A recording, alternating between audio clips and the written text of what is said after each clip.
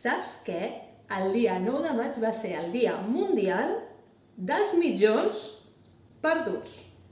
Sí, hi ha un dia mundial per això. És meravellós.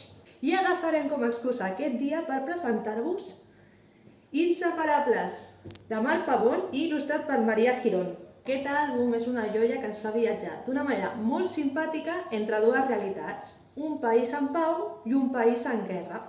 La protagonista d'aquesta història és una sabata que ens explica en primera persona que ella era molt feliç sent la sabata d'aquesta nena.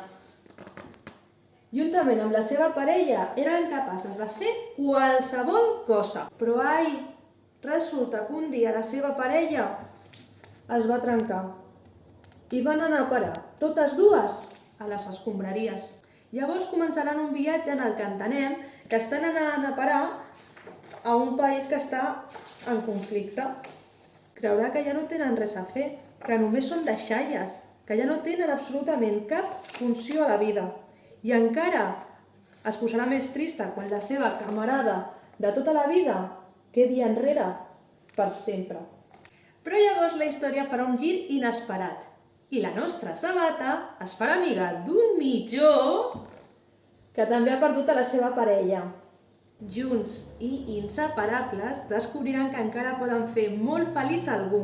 Es convertiran en el regal molt especial per una persona molt especial que descobrireu al final d'aquesta història.